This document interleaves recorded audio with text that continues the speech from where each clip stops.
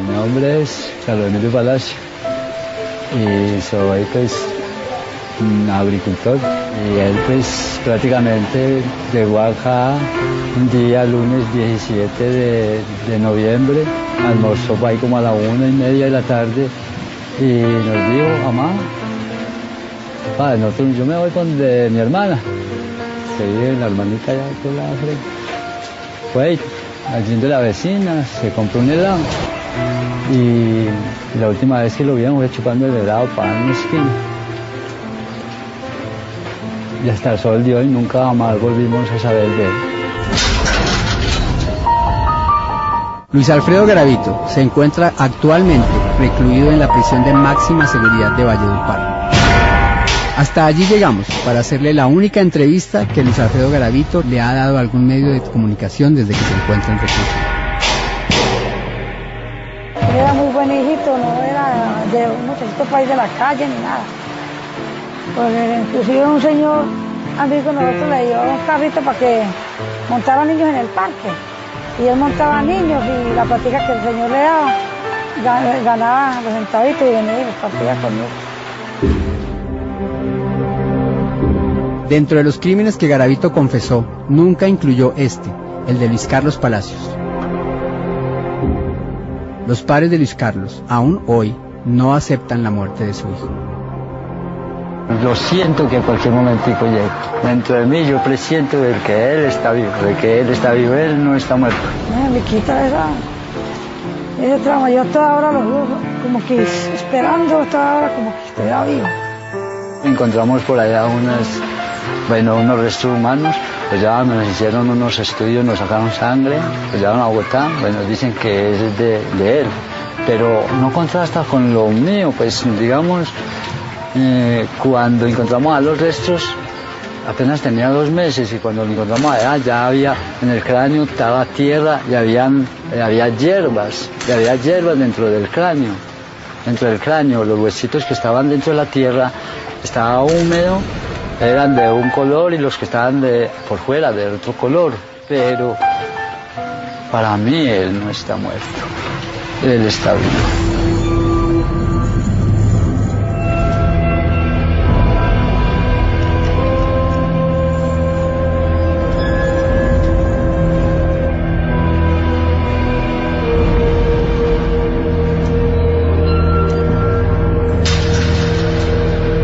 Saber si el pequeño Luis Carlos Palacios fue asesinado o no sería una de las incógnitas que se resolverían después de conversar con Luis Alfredo Garavito. Me gustaría conversar con él como de hombre a hombre y que verdaderamente él me dijera de frente sí o no fue así. Me dijera verdaderamente de qué, por qué o algo así. Mi nombre es Luis Alfredo Garavito Cubillos. Actualmente pues estoy preso en esta penitenciaría por múltiples conductas punibles confesadas el 28 de octubre del año 99. Luis Alfredo Garavito, el hombre que aterrorizó al país por la violación y asesinato de más de 170 niños. El asesino en serie más temible de Colombia, Luis Alfredo Garavito. Luis Alfredo Garavito recorrió el país y hasta cruzó fronteras. El psicópata que asesinó a 192 niños.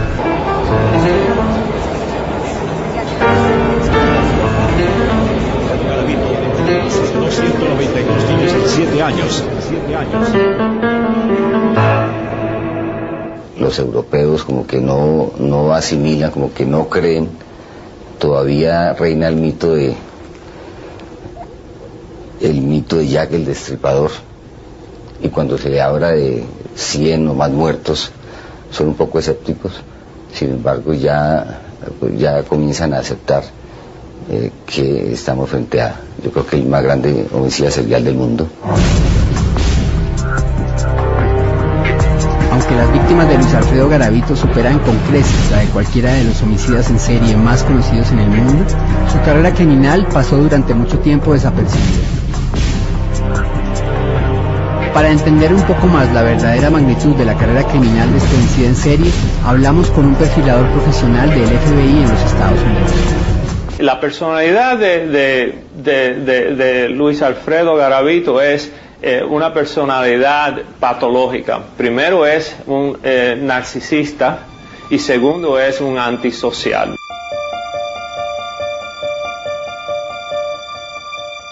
La psicopatía, que es parte de su personalidad, entonces le permite a él hacer esas cosas sin tener el sentido de que ha hecho algo mal. Él no tiene conciencia, entonces él puede matar y 3 minutos después se sienta a almorzar. De un tiempo para acá, Garavito ha empezado a sostener que sufrió una infancia tormentosa.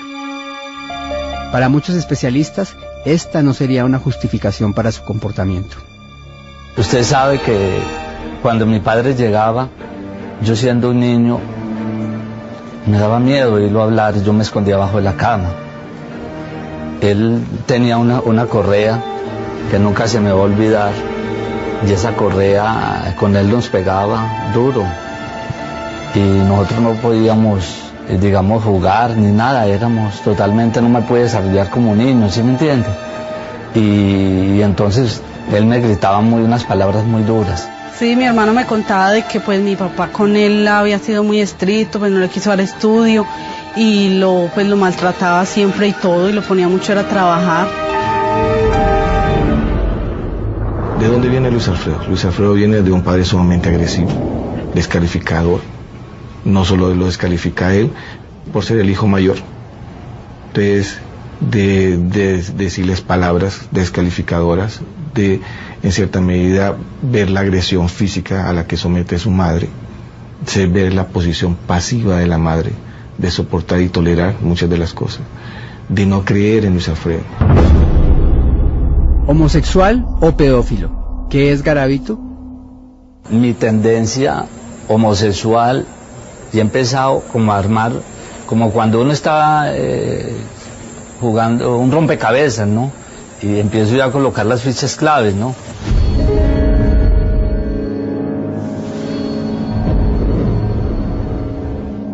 Sentía atracción por las mujeres, pero sentía más atracción hacia los hombres, ¿sí me entiendes? Porque yo veía a un joven, una persona joven, de pronto, digamos, un joven de 13, 14 años, y yo sentía inconscientemente, sin yo entender qué me pasaba, que ese niño a mí me gustaba y yo lo acariciaba, ¿sí?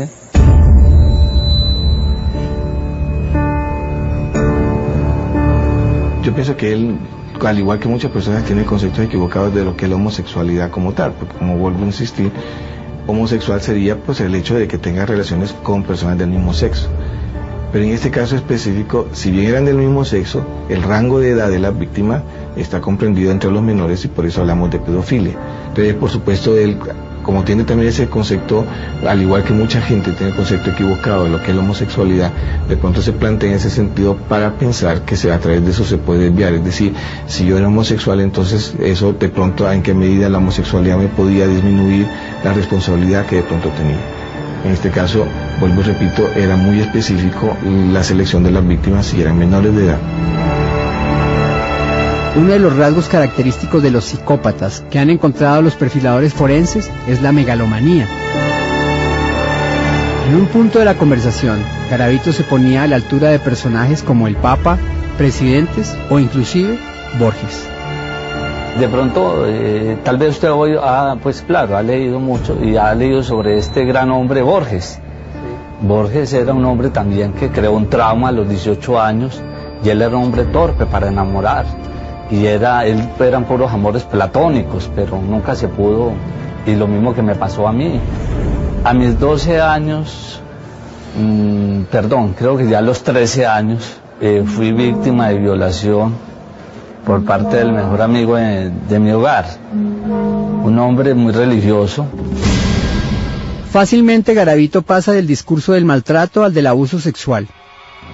Curiosamente, afirma que a los 12 años tuvo su primera relación homosexual y que a los 12 años fue violado también por un amigo de la familia. Con una persona que era el sacerdote del pueblo. ¿Sí? No, él nunca nos comentó nada. Yo me vine a dar cuenta fue ahora, después de que sucedió todo eso que él cometió, todos estos errores, entonces él nos contó y le contó a mucha gente, a la fiscalía, de que a él lo habían violado cuando estaba pequeño, pero yo nunca me llegué a dar cuenta de nada de estas cosas. Hay que considerar que todas estas cosas son factores, igual que ver la televisión o estar mucho tiempo en el internet es factores. Pero estas cosas explican mucho, pero no excusa nada. No hay excusa por lo que él ha hecho. Por ejemplo, se sabe que hay mucha gente, personas que han sido violadas, que han sido torturadas, que han sido maltratadas como niños y no llegan al nivel o al punto de hacer este tipo de crimen. El paciente puede decir lo que quiera. Corresponde al científico determinar qué pasó. Por ejemplo, él dice que lo violaron, que el papá le pegó. Esas no son causas que expliquen la pedofilia de Garavito. Sus primeros crímenes. Cuando yo financio, ¿no?, a través de unos sicarios y mando a matar a esta persona, y ya perdí yo como que el control, ¿sí me entiende? Al año completico aparecieron los homicidios con menores.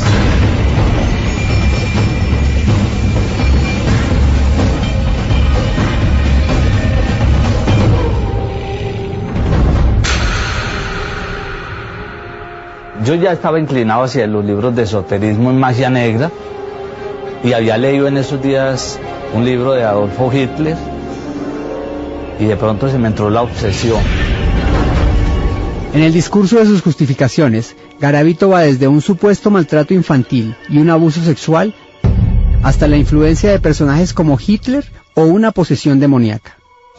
Hitler fue una persona maltratada, fue una persona que en sus años de juventud su papá lo maltrató. Eso me llevó, ¿no es cierto?, como que me identificaba, y que él también, cuando leo yo que él a sus 15 años tuvo una relación homosexual y que él en el mismo colegio, él quería otro, entonces como que yo me identificaba mucho con este personaje, ¿sí? Cuando yo en un libro de magia negra, que me ha traído de un señor de por allá, me lo vendió, leo yo cómo se manejaba la tabla Ouija, y empiezo yo a meterme en las profundidades del satanismo, y yo vi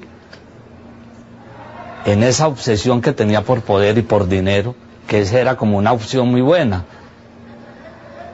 y opté por vender el alma al diablo. Y resulta que al yo hacer ese pacto, oigo una voz. En ese momento se corren las cortinas, se me para el pelo y entro en una psicosis, y oí una voz que me decía que qué quería, y yo le dije: quiero poder. Y dijo: ¿me quiere servir? Le dijo: quiero servirle a usted, le vendo mi alma al diablo. Y así fue que yo, en octubre del año 92, estando en la ciudad de Cali, siento que algo se me posesiona y oigo una voz que me indica que me fuera para Jamundí, y cometo mi primer homicidio.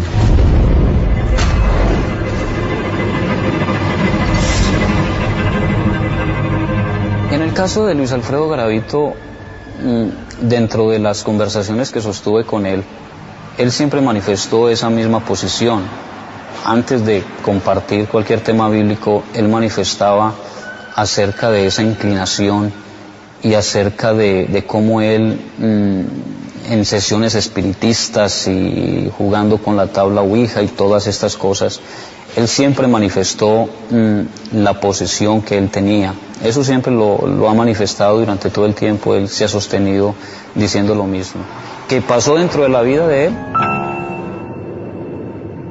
Los científicos, los jueces, la justicia, el pueblo en general no lo van a entender, señor Pirri, porque ellos no van a comprender esto, ¿sí me entiende? Que yo viví, y entonces va a sonar es más bien a justificación y de pronto a que estoy manipulando. Eso es estereotípico, consistente con el asesino en serie. Parte de la personalidad de ellos es que nunca toman responsabilidad por las cosas que ellos hacen. Y a veces dicen que la razón que lo hizo es porque odian a las mujeres, o el diablo le habló, o oyen voces, o tuvo un sueño, o algo así. En realidad, eso es algo que ellos están reportando, es una excusa que ellos dan. Y sinceramente, si no fuera porque lo hubieran agarrado, arrestado, hubiera continuando a cometer los asesinos. Yo no puedo ir a justificar ni echarle la culpa a nadie, porque me tenía que devolver a mis primeros padres, Adán y Eva. Durante las investigaciones se dijo que Garavito utilizaba múltiples disfraces para engañar a sus víctimas. Hoy, este asesino, a quien han apodado la Bestia, lo niega. Yo sí.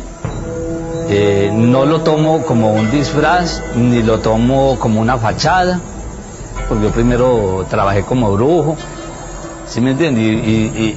Y organicé una tal supuesta fundación. Yo, primeramente, señor Pirri, el objetivo mío era conseguir dinero, ¿sí me entiende? Porque me gustaba mucho el dinero, y la mejor forma, yo vi que eso daba plata. La gente cae fácil en esas cosas, es muy crédula, Durante sus justificaciones, Garavito cae en varias inconsistencias. Una de las más curiosas es que, mientras afirma haber cometido los delitos bajo una supuesta posesión diabólica, en el mismo discurso afirma haberse hecho pasar por brujo y engañar a personas inocentes que creen en los muertos y en la tabla Ouija, algo que él mismo llama superchería. Hay mucha gente que cree mucho en todo lo que son digamos, los muertos, que dicen que si pasan por debajo de una escalera, que eso es mala suerte. Entonces todas esas situaciones son aprovechadas por la persona que tima, ¿no? Por el timador, ¿sí me entiende? En ese caso yo estaba timando a la gente para conseguir un lucro, pero eso es vender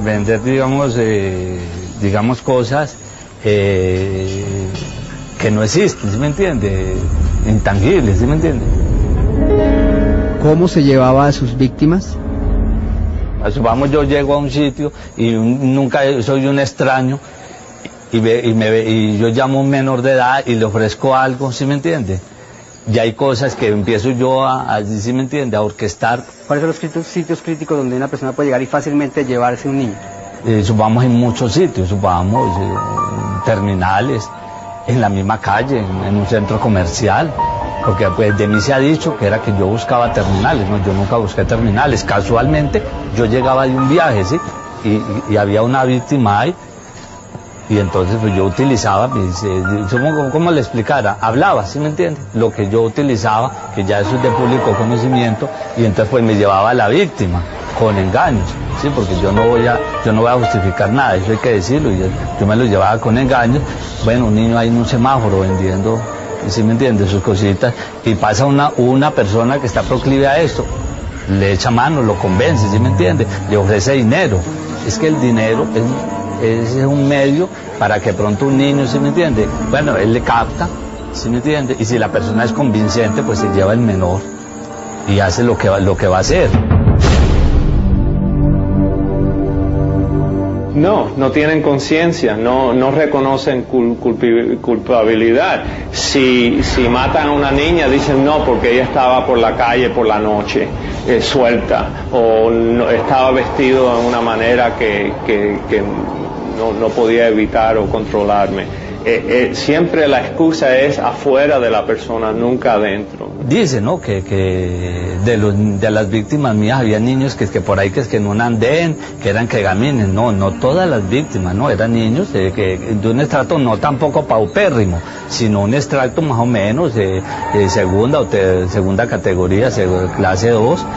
Y niños que pues de pronto iban al colegio, de pronto niños que de pronto porque les gusta trabajar.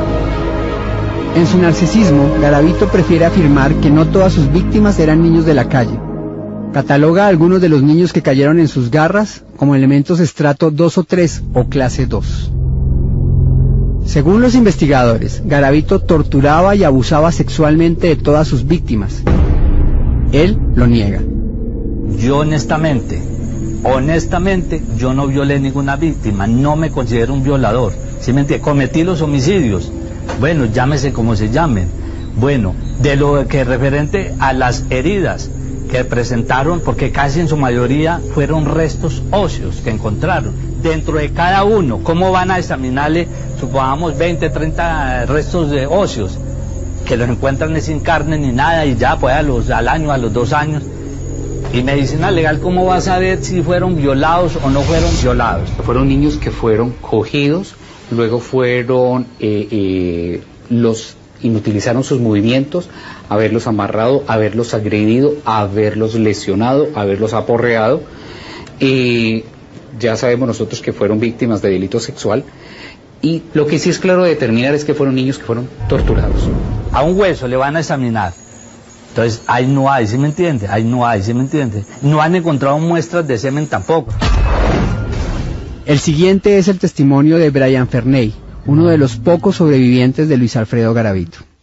Comenzó a golpearme, comenzó a morderme, me mordía todas las partes del cuerpo, me babía por todas partes. Inclusive que me llegó hasta a morder el pene. Yo lloraba y yo trataba de gritar y él me decía que no gritara. Me decía, no haga bulla, si no lo mato aquí. Yo con ese miedo, y ya me cogió él y me volteó boca abajo para hacerme, pues, para violarme carnalmente. Entonces cuando él me volteó, pero yo ya estaba reventado, yo estaba ya los ojos hinchados, todo por dentro, los labios todo reventado. Entonces cuando él vio que yo me iba a zafar, él cogió el cuchillo y me dijo, se va a volar. Y fue tanta, se va a volar. Con el cuchillo me metió unas puñaladas por acá. Me metió como 6, 7 puñaladas por aquí del pie de la nalga. Otro de los argumentos que Garavito usa para excusarse y negar las violaciones es afirmar que padece de una impotencia que le impide tener una erección. Sin embargo, al ofrecerle la opción de comprobarlo a través de un examen médico, afirma tajantemente que no se sometería a él. Yo no tengo erección, ¿sí me entiende? Es un tema muy espinoso, pero yo no, y muy vergonzante para este suscrito. Yo no violé porque no tengo erección, yo tengo un problema de disfunción eréctil. ¿Un médico podría probar que usted sufre de esa disfunción eréctil? Claro que se necesita, ¿sí me entiende? Un examen de un médico especializado, ¿sí me entiende? Pero yo no, personalmente, yo no me voy a ponerme ya en más martirio ni más nada. Que ventilen los homicidios, está bien, pero hay cosas tan íntimas que yo porque tengo. A mí no, nadie me va a solucionar nada, solamente Dios. Y Dios en su debido momento me arreglará esa parte. ¿Sí me entiende? Cuando yo organizo un hogar. La forma fálica del cuchillo tiene representación para él a nivel de su pene. O sea, el cuchillo y su pene son placer en la mente de Garavito. De allí que cuando apuñaleaba en el 92 una sola vez a nivel del corazón a sus víctimas, ofrecía placer. Pero su placer fue pidiendo más requerimientos. Entonces empezó a apuñalear las manos de la víctima y los glúteos y las partes intercostales bajas a nivel de los riñones, cosa que lo hiciera sufrir pero no lo desangrara del todo. El cuchillo es sinónimo de placer, es un falo en la mente de Garavito.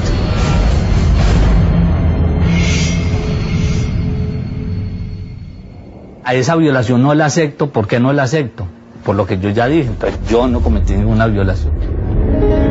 El nuevo Garavito, de asesino a hombre de Dios. En mi juventud yo quise irme para un seminario, ¿no? Quise ser sacerdote. Y entonces, entre todas las frustraciones que tenía, un día dije, estando en Cartago, y en el bar alguien me dijo, hombre, usted que le gusta tanto, que le gusta, y usted como piro para las cosas, ¿usted por qué no se pone una sotana y se va para todos esos pueblos, hermano? Usted se enriquece. Y luego me quedó sonando y me mandé a hacer una sotana y verdad, y me iban y toda parte era padre o hermano, y a mí verdad, yo me llenaba los bolsillos. Curiosamente, Garavito, que se hizo pasar por un cura falso para cometer algunos de sus crímenes, ahora quiere que le crean que se ha convertido en un pastor verdadero. El 18 de agosto del 2003, 5 años y 10 meses después de su captura, Luis Alfredo Garavito se hizo bautizar por la iglesia pentecostal en la cárcel de Calarcá. Madre que vertió Jesús fue la causa de mi salvación. Yo actualmente soy una persona muy distinta a la que cometió las diferentes conductas punibles que ya son de público conocimiento. En el nombre de Gloria al nombre de mi Señor, Él es que salva al pecador, la sangre de Cristo lavó mi corazón. Esto fue un trabajo, ¿no?, muy titánico, y la comunidad cristiana, la iglesia pentecostal me ayudó mucho en esto. El factor religioso influye en cierta medida porque de una u otra manera lo que tratamos es que ver de qué manera justificamos y entre comillas pedimos perdón por las acciones hechas. Pero vuelvo y repito, en estos casos de persona antisocial no hay un verdadero arrepentimiento de las cosas, simplemente buscar una especie de protección mientras pasa la tormenta. Es cierto, habrán momentos como ser humano que soy que me van a llegar y me han llegado, pero ahí mismo Luis Alfredo a doblar rodilla. Afirmativo, está dedicado en estos últimos meses a la palabra del Señor Jesucristo. Si yo hoy en día derramo una lágrima, no la derramo por tristeza, sino de alegría.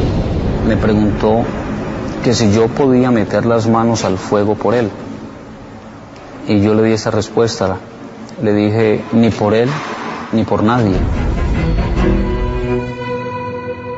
Le voy a leer 2 párrafos del libro del doctor Robert B. Hare, la máxima autoridad en psiquiatría forense, sobre los comportamientos psicopáticos en el hombre. Y usted me dice, ¿qué opina? No es raro que, por ejemplo, declaren haberse convertido al cristianismo para anotarse un punto de cara al comité que asigna las libertades, para aprovecharse de la comunidad creyente en la que se meten. Y ahora que se han aceptado las teorías sobre el ciclo del abuso, muchos psicópatas están prestos a declararse víctimas de una infancia terrible, aunque los hechos son muchas veces muy difíciles de comprobar. A lo mejor, mire, este honorable científico, el que escribió, es un doctor ¿de dónde? De Estados Unidos. Bueno, yo sé que hay muchos científicos que son ateos y no como aceptan, digamos, el cristianismo, pues lo espiritual, eso no lo aceptan. Entonces piensa que uno se metió allí por, ¿sí me entiende? Pero si yo fuera lo contrario, también me criticaría. Ya en la condición de homicida serial es bien difícil que esa conversión se dé en la medida en que necesita una especie de fachada para mostrar pues esa rehabilitación y salir pues ante la comunidad a decir que está totalmente rehabilitado, no hay ningún problema, ¿no? Pero en el fondo todos sabemos y científicamente ha sido analizado por los expertos que estas personas vuelven a reincidir. Garavito ha estudiado la ley durante todos estos años de reclusión. Es consciente de las rebajas que podría obtener por estudio y trabajo. Tal vez por eso se ha mostrado como un recluso colaborador y de buen comportamiento. Debido a que se teme que lo puedan asesinar dentro de la cárcel, Garavito es el único recluso en el pabellón de máxima seguridad que tiene una celda para él solo. Bueno, este interno, a pesar de sus presuntas atrocidades o crímenes que haya cometido, no obsta que el Estado le preste la seguridad necesaria. Y por ende nuestro deber es protegerlo. Por ende, como le he explicado anteriormente, se encuentra en este sitio. ¿Cuál ha sido su comportamiento? Pues su comportamiento es una actitud moderada, una actitud pasiva, una actitud de un comportamiento muy receptivo hacia las personas que lo tienen que necesariamente cuidar o responder por su seguridad. Durante la investigación, Garavito colaboró con información que condujo al hallazgo de restos de varias víctimas. Sin embargo, de un tiempo para acá, Garavito ha decidido no colaborar más a menos que le paguen con más favores. Me dijeron que Garavito había caído en manos también de Garavito, pero yo fui a la fiscalía para que me dejaran hablar con él porque acá también se perdieron más niños en Circasia, en Montenegro, y me llevaron a Pereira, a reconocimiento de los de allá. Ya tampoco pienso yo ya colaborar con más. Yo ya cerré, doblé la página, ya que pesar, ¿sí me entiende? Porque yo me interesaba que esos resticos se entregaran a las familias de las víctimas para que les dieran cristiana sepultura. Yo en este momento, no. A mí, pues, yo pienso hacer una negociación con una fundación, ¿sí me entiende? Si ellos están en capacidad y si ellos quieren meter la mano por esas familias de las víctimas, yo puedo empezar a dar datos, pero yo tendría que salir de aquí.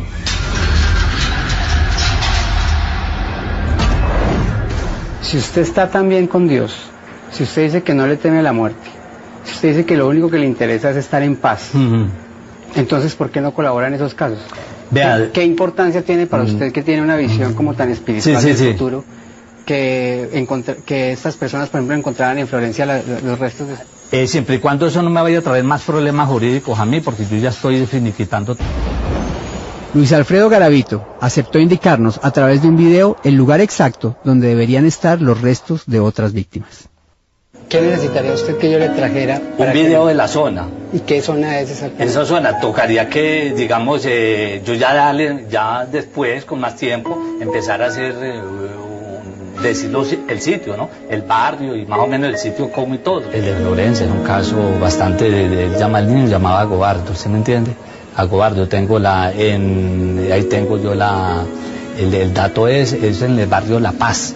Entrando a Florencia, ahora mire que en Villavicencio yo confesé varios homicidios y que no encuentran nada y que no hay familias. En Santa Fe de Antioquia hay uno, ¿sí me entiende? Pero en Ibagué hay los dos, ¿sí me entiende? Yo los sitios, entrando a Ibagué, como saliendo ya para Girardot, en Cartago, mire pues de que unos restos de por ahí de Toro Valle, no los encontraron ellos sino otros investigadores. Por allá en Fusa también hay unos restos. Yo tengo cómo se me entiende, cómo entrar. Por el Alto de Rosas también hay otros restos, ellos también condenaron, pero no encontraron los restos. ¿Y en los de Florencia usted, eso alcanza a tener claridad del lugar? O sea, ¿usted podría hacer un plano? No, de ese sí tengo ya la claridad, con ese nomás que se encontrara. Ay, mejor dicho. ¿Y haría usted el plano? Yo haría el nosotros plano. Lo buscamos. Yo haría el plano, ¿sí me entiende? Haría el plano. Lo que pasa es que el plano lo tengo en la casa, allá en Armenia. Yo voy a mandarlo a buscar, si no estoy capacitado para hacer un plano de nuevo. O sea que le puedo tomar palabra de lo que me está diciendo. Y yo con mucho gusto, señor Pirri, así no importa, pero que haya una persona que los busque y por lo menos que tenga esa idea y llevara así, o se buscó un huesito, alguna cosa, y que ya esa familia ya descanse. Lo que pasa es que es un duelo que no termina. El desaparecido nunca termina el duelo. Nunca termina el duelo. ¿Qué fue lo que le dijo el cabo? ¡Se va a pegar, Chepe! ¡De una! ¡Pégase, Sánchez! ¡Pero se pega! Hágale. Que las flemas no invadan. Elaborados por Garavito y pistas señaladas por él en fotografías que le proporcionamos de los supuestos escenarios donde se habían cometido los crímenes, un equipo del CTI de la Fiscalía buscó exhaustivamente durante varios días. ¿Y cómo estamos? ¿Arriba de qué coordenadas? Pasamos al sistema de coordenadas planas. Resultó que los lugares no eran nuevos. Garavito ya los había señalado en el pasado.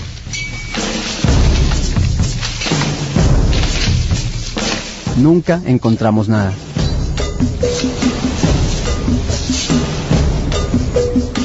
La búsqueda se extendió a Florencia, el Alto de las Rosas, Cundinamarca y Fusagasugá.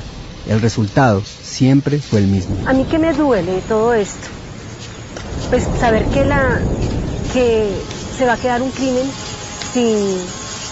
sin resolver. Me duele que una mamá esté esperando un hijo que no va a llegar, ni siquiera van a llegar sus restos. Eso me duele muchísimo. Las pistas que entregó Garavito no llevaron a nada.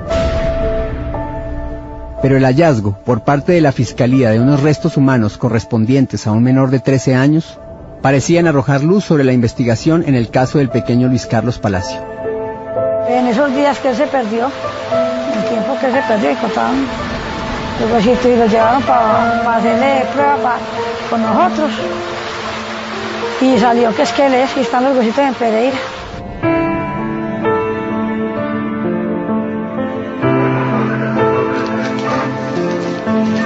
El caso que tengo es el caso de un menor de aproximadamente 12 a 13 años, de sexo masculino.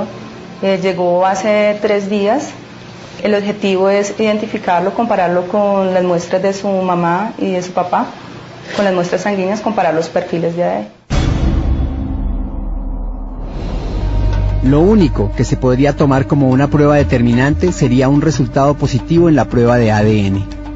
Doña Rubiela, don Evelio, el motivo de mi visita es pedirle a usted, doña Rubiela, si de manera amable y voluntaria nos permite a nosotros como institución Fiscalía General tomarle una muestra de sangre para poder enviar su muestra a un laboratorio especializado de genética en Bogotá para hacer un cotejo, un perfil de ADN, a ver si su sangre es compatible con los restos óseos que encontramos acá en la ciudad respecto de la desaparición de su hijo Luis Carlos.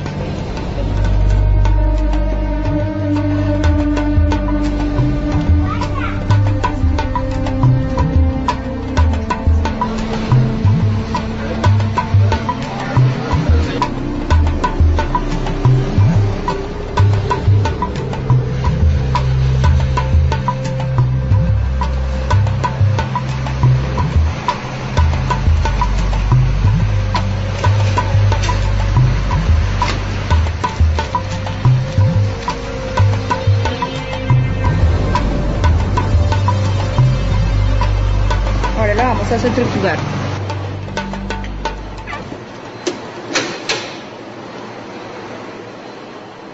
Esta mañana terminamos de fijar fotográficamente las muestras, la parte pues, de restos óseos.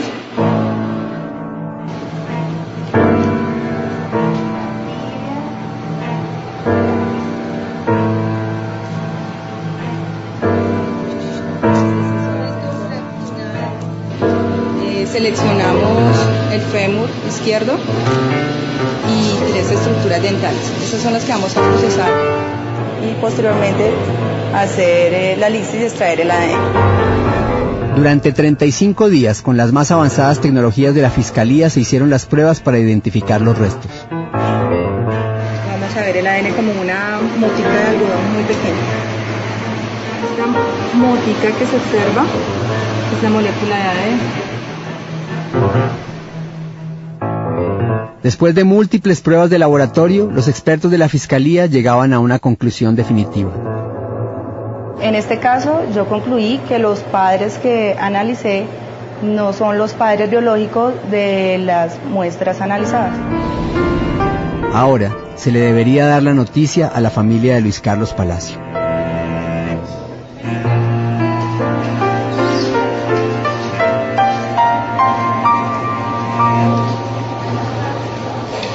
Señora Nora, siga, tenga la bondad, siéntese.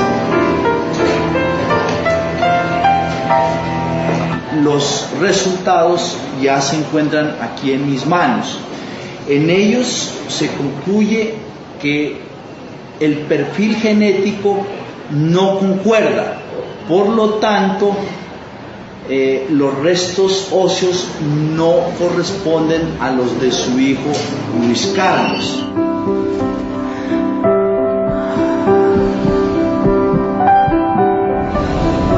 Alegría porque pues se nos abre una nueva esperanza, una esperanza de que él esté vivo. A estas alturas, la única persona que podría confirmar o desmentir el asesinato del pequeño Luis Carlos era el propio y presunto asesino Luis Alfredo Garavito. No me haga sufrir tanto. Y si Garavito me lo mató, si es el que me dicen a mí, que están los huesitos en pedir, yo no los iba a reclamar. También que Garavito me diga, para yo no sufrir tanto como sufrí y sigo sufriendo.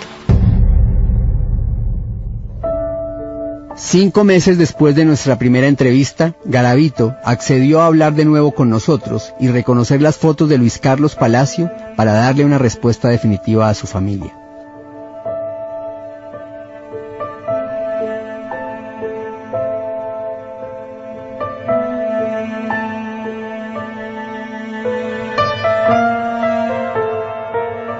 Y ya viendo estas fotos, pues no me queda ninguna duda de que es el menor que yo me llevé el 17 de noviembre de 1997.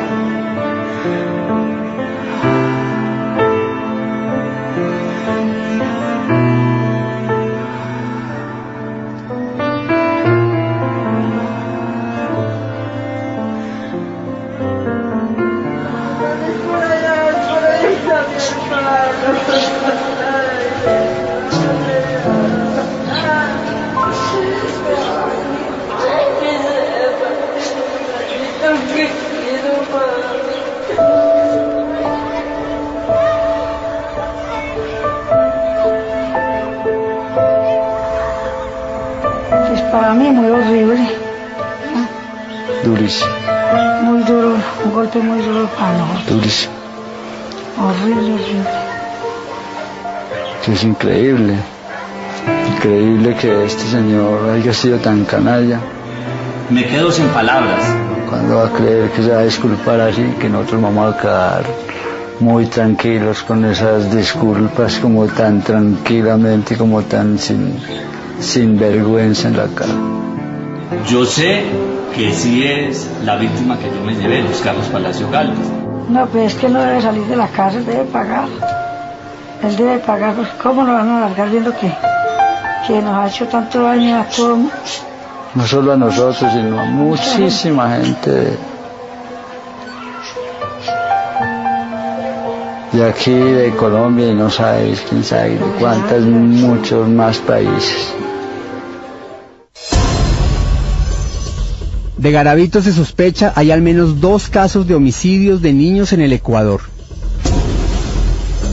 Llegado el caso, podría ser extraditado a ese país, aunque no se ha avanzado en esas investigaciones.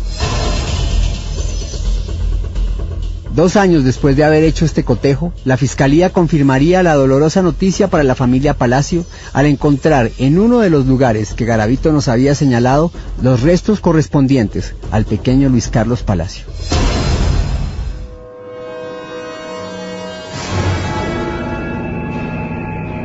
Actualmente, muchas personas creen que Luis Alfredo Garavito Cubillos, el asesino confeso de más de 140 niños, estaría a punto de salir de la cárcel. La explicación y los hechos sobre su condena y su posible libertad al regreso. Ya volvemos. Y que Luis Alfredo Garavito recuperará pronto la libertad. El ministro del Interior de la época, Sabas Pretel, nos describía el caso.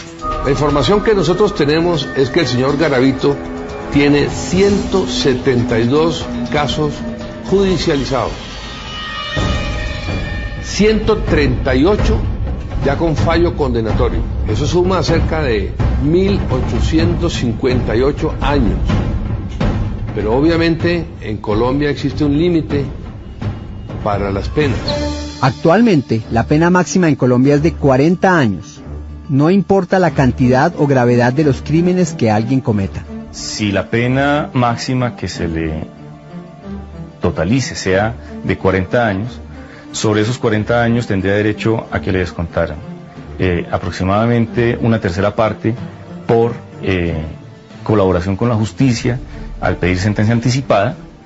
Sobre ese resultado tendría derecho a una reducción de pena por trabajo y estudio, y sobre ese resultado tendría derecho eventualmente a ser puesto en libertad cuando cumpla las 3/5 partes de la condena.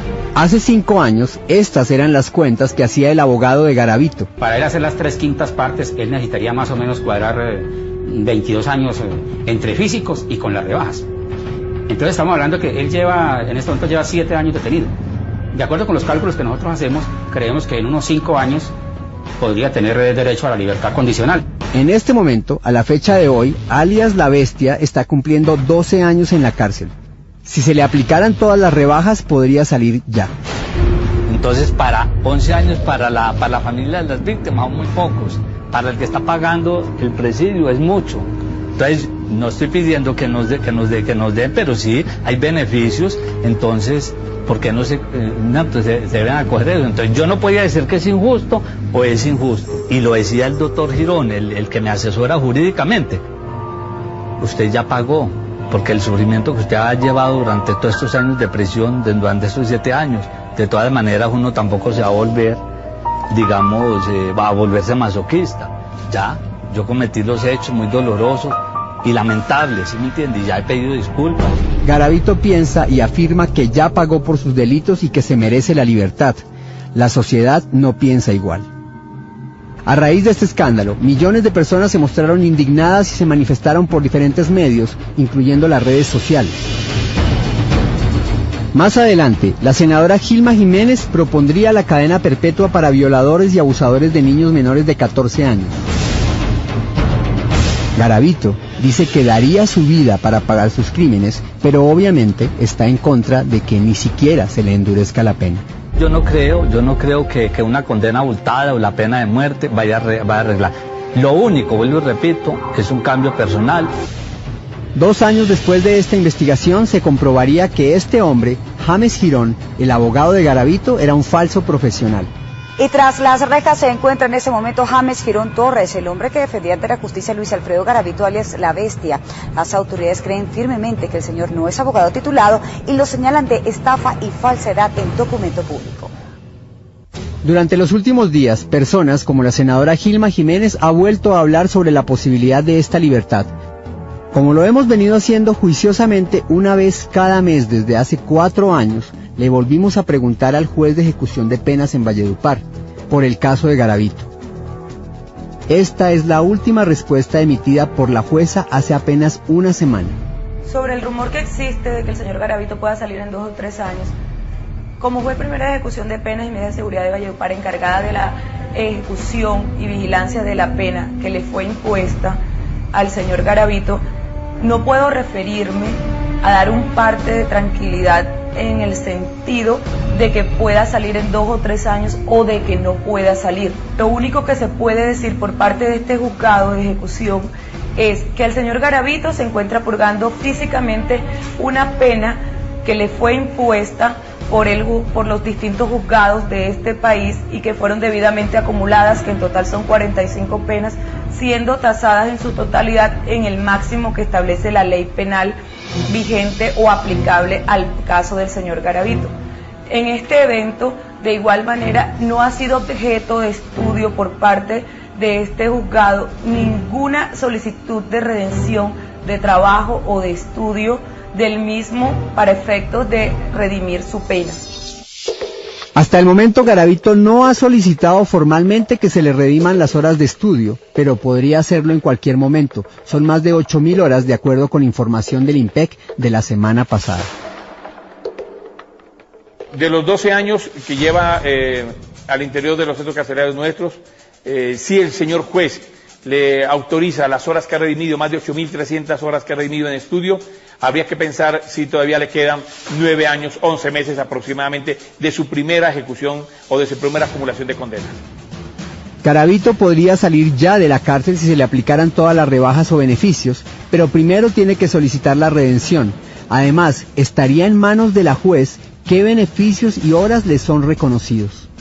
Pero, desde luego, es muy posible que algunos de esos descuentos no se le reconozcan, dada la gravedad de los delitos que ha cometido. Y en ese caso, seguramente la pena a imponer sería de 18 años. De todas maneras, la sociedad colombiana tiene que ser consciente de que, a menos de que aparezca un caso nuevo que no esté dentro de los que Garavito ha confesado, o un caso en el Ecuador, tarde o temprano, Garavito saldrá libre. Yo creo que puede ser una cosa de 5 o 6 años. Es lo que más o menos los cálculos que he aprendido a hacer con algunos juristas, porque este es un tema, por eso repito, esto lo que nos debe invitar es a revisar el tema de la política criminal en Colombia. El próximo martes se definirá la ley de cadena perpetua para violadores y asesinos de niños. Hay que dejar muy claro que de ser aprobada, esta nueva ley no cobijaría a Garavito ni le aumentaría la pena, ya que las leyes en Colombia no son retroactivas a menos que sea para beneficio del criminal. La pena original de Garavito era de 52 años, pero al cambiar la ley quedó en 40 sin las rebajas. Por el momento nosotros seguiremos consultando una vez cada mes a la jueza de ejecución de penas para poderle comunicar a la opinión pública la fecha exacta de su salida cuando ésta sea dada. De 11 a 18 años por la tortura y asesinato de más de 140 niños. Un promedio de 1 mes de prisión por cada menor asesinado. Pero más allá de los números y las cifras, para comprender el grado de peligrosidad de este criminal, hay que ver la descripción forense del caso de Ronald, la víctima hallada en Tunja, por la que se le dio a Garavito la pena más alta. Es la única necropsia que tal vez me ha erizado los pelos, como se dice, porque cuando yo llegué a la morgue, le dije al auxiliar, le dije, mire, póngamelo derecho, ¿no? Es que me lo pusieron para abajo y de eso para arriba. Y el auxiliar me dijo, no, doctora, él está bien. Le dije, pero no está viendo que la cabeza está para abajo. Y me dijo, no, es que está decapitado. Para mí eso fue horrible. Ya cuando empecé a hacer la descripción de todo el montón de lesiones que tenía, la verdad que me sacaron lágrimas. Yo decía, por Dios santo bendito, ¿cuánto no sufrió este niño? Porque es que fue torturado. Tenía una lesión grande, muy grande, que unía el recto con los genitales. Yo creo que es la peor necropsia que yo he hecho en mi vida, más salvaje, más brutal. E incluso la herida que tenía de la decapitación era vital. O sea, el niño estaba vivo cuando lo decapitó. ¿Puede una persona así resocializarse? Hablamos con varios expertos en Colombia y en los Estados Unidos y todos coinciden en las altísimas probabilidades de que si queda libre, Garavito volverá a matar. Él no es libre cuando está con un niño, de decir no lo hago, de decir esto es un delito. Sabe que es un delito, sabe que es un horror, sabe que perjudica a la sociedad y a la familia. No puede contenerse. Cuando salga de la cárcel, oh dolor, seguirá con su pedofilia, seguirá violando, porque él no puede controlarse. Pues muy grave, es decir, lo más seguro es que él reincida. No creo que haya ninguna esperanza de rehabilitación. Los expertos creen que ningún pedófilo puede rehabilitar. La investigación nos muestra que el 75% de los pedófilos nunca se pueden rehabilitar y hay muchas dudas sobre el otro 25%. Si a él le sumáramos todos de ese montón de homicidios, pues le sumaría 800, 900 años de prisión, ¿no? Pero aquí pueden cometer 1000 homicidios y se condena por uno, pues eso es algo que no es lógico. Hay estados que tienen la pena de muerte solo por el abuso sexual a un niño, pero hay algunos estados, casi la mitad, que dan la pena de muerte por la muerte de un niño o un adulto. Pero hay unos estados, casi la mitad, que dan la cadena perpetua provisional o la pena de muerte por el asesinato de uno o más seres humanos. No puedo imaginarme que alguien que fue convicto de tantos homicidios vaya a ver la luz del día otra vez, como Jeffrey Dahmer o Lacey, los asesinos en serie que son de acá. El último, el del francotirador de Washington, todos han recibido cadena perpetua o pena de muerte. Lo que vale un niño en Colombia es igual que lo que vale en cualquier otro país. Y sabemos que él a lo mínimo ha matado más de 185 niños. Pensar de que él va a salir otra vez, yo les puedo asegurar que él va a matar otra vez, él nunca va a cambiar y que en cualquier ciudad donde él va a vivir van a haber muertos. Garavito da por un hecho su libertad e inclusive tiene planes para el futuro. Lo que más preocupa de su discurso es la palabra clandestinidad. Cuando me llegue la libertad física, allá en la clandestinidad, me empezaré a prepararme, ¿sí me entiende? Intelectualmente, para llegar algún día, así como van a llegar de pronto los señores paramilitares, o han llegado los señores del M-19, al Congreso de la República. Yo aspiro a llegar al Congreso de la República. ¿Para qué, señor Pirri? Para trabajar por la niñez desamparada.